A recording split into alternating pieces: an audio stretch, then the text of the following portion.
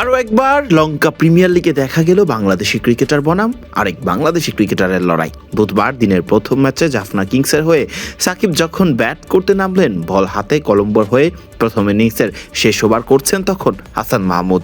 হাসানের একই ওভারে সাকিব নিলেন 10 রান।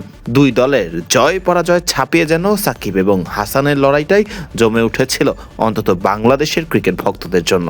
অন্যদিকে জাফনার হয়ে প্রথম ম্যাচের পর দ্বিতীয় ম্যাচে বল হাতে উইকেটে দেখা পেয়েছেন এদিন সাকিব আল হাসান।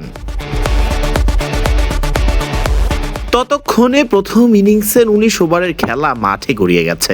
ব্যাটিংয়ে থাকা জাফনা কিংসের দলীয় রানটাও 6 উইকেট হারিয়ে 165 রানে। দুর্নীতি ওয়ালে লাগে সাজঘরে ফিরলে সাকিব যখন ব্যাটিং করতে নামেন তখন মাত্র বাকি ইনিংসের শেষ ওভারটি, যা করতে আসলেন বল হাতে হাসান মাহমুদ।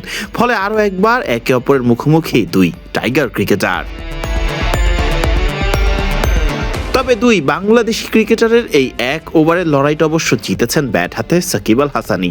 1-4 হাঁকিয়ে বাউন্ডারি পাওয়া সাকিব হাসানের মোট 5 বলে করেছেন 10 রান।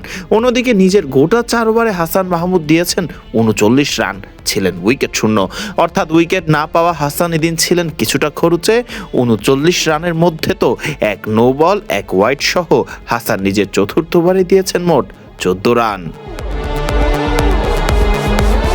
সাকিবদের দেয়া 180 রানের লক্ষ্যে ব্যাট করতে নেমে শুরু থেকেই ছন্দহীন হাসানদের কলম্বো।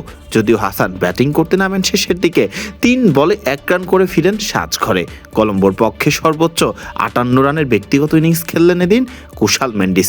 এছাড়া শেষ ওভারে ওয়ানুজা শাহানের ঝোড়ো ইনিংসে জয়ের কাছাকাছি অবশ্য পৌঁছে গেছিল কলম্বো ক্যাপস। 180 এর জবাবে কলম্বো থেমেছে 174 রানে। জাফনা কিংস ম্যাচ জিতেছে 5 রানে। এদিকে ব্যাট হাতে 5 বলে 10 রান করা সাকিব এদিন বল হাতেও ছিলেন ছন্দে। প্রথম ওভারে খরচ করেন সাকিব মাত্র 7 রান, হজম করেননি কোনো বাউন্ডারি। দ্বিতীয় ওভারের প্রথম বলেই ফেরান বেন ম্যাকডারমটকে সাজঘরে। নিজের দ্বিতীয় ওভারে এক বাউন্ডারি হজম করা সহ 12 রান দেন সাকিব আল হাসান।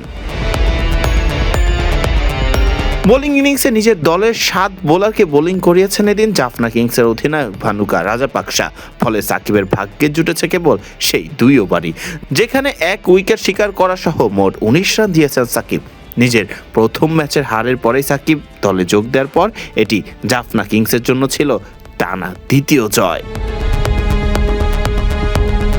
ফারদিন রহমান সকাল, বিডি ক্রিক টাইম।